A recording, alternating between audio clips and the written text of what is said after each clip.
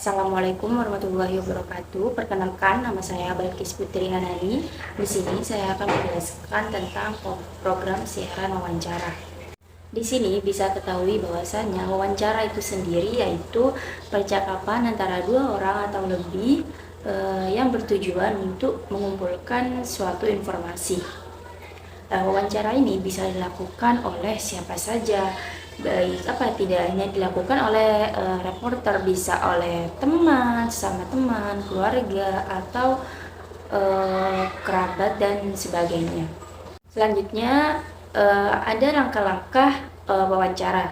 Yang pertama ada menentukan tema atau topik wawancara.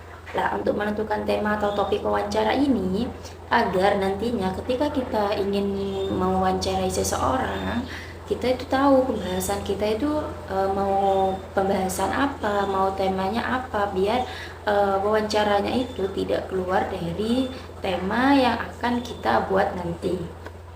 Nah, yang kedua itu ada mempelajari masalah yang berkaitan dengan topik wawancara.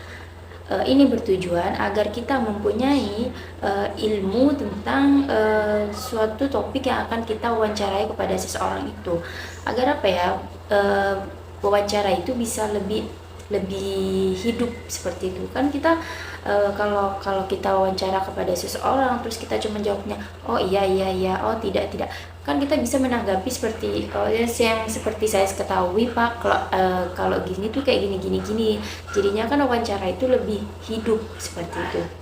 Terus yang ketiga itu ada menyusun daftar atau garis besar pertanyaan yang akan diajukan kepada narasumber.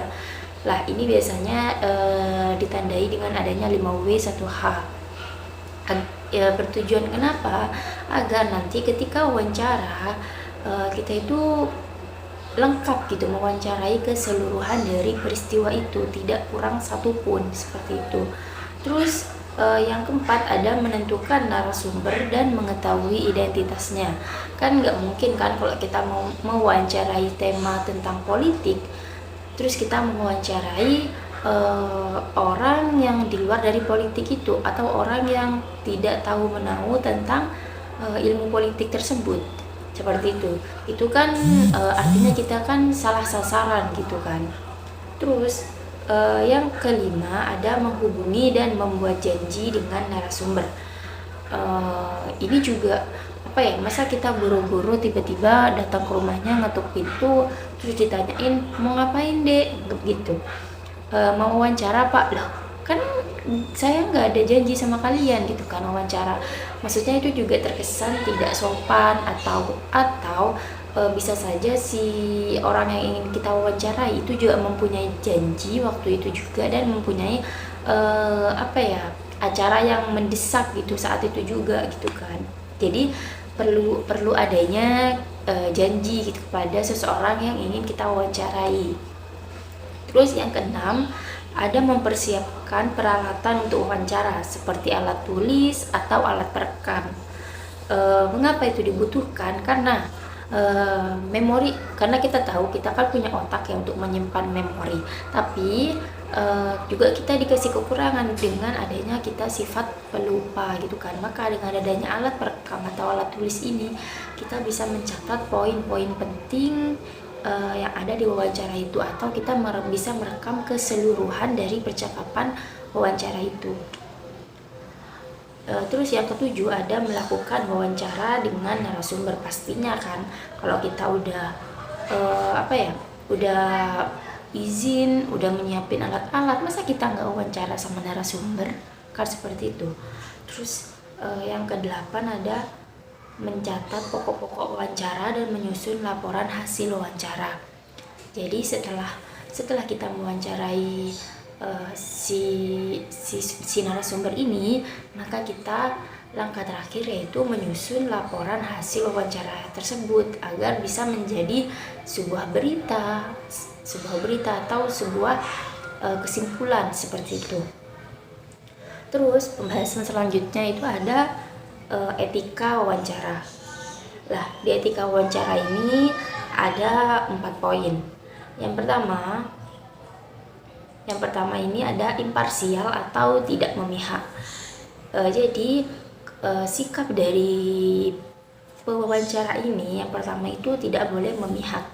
Jika pewawancara ini sampai memihak, maka ia tidak lagi bertindak netral seperti itu. Maka dia itu pastinya dia tidak bertindak sesuai dengan kepentingan publik. Bisa jadi dia bertindak hanya untuk keuntungan dirinya sendiri saja seperti itu, dan untuk kepentingan kelompoknya. Terus yang kedua ada jujur dan objektif. Nah, objektif di sini artinya wawancara dilakukan apa adanya, tidak mengurangi dan tidak menambah-nambahkan. Lah, objektif berarti tidak ada intervensi pihak manapun yang bersifat subjektif. Objektivitas berarti komitmen untuk menyampaikan fakta, bukan opini. Menempatkan diri setara dengan narasumber dan berada di posisi tengah dalam setiap polemik atau antar narasumber. Jadinya kita tidak boleh memihak kepada salah satu kelompok gitu kan. Kita di sini harus bersikap netral, tidak memihak kepada siapapun. Terus yang ketiga ada santun.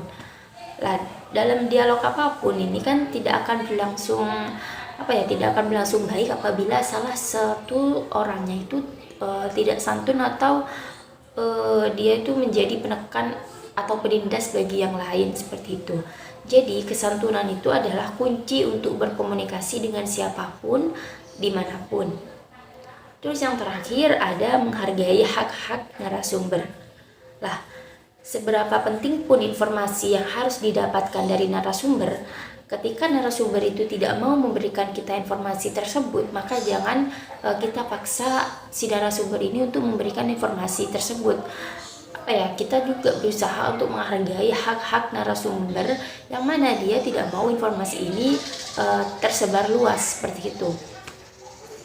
Jadi selalu ingat bahwa ada beberapa hak dari narasumber yang harus dihormati. Salah satunya adalah ketika narasumber tidak ingin informasi itu diketahui oleh publik, maka kita harus menghargainya seperti itu.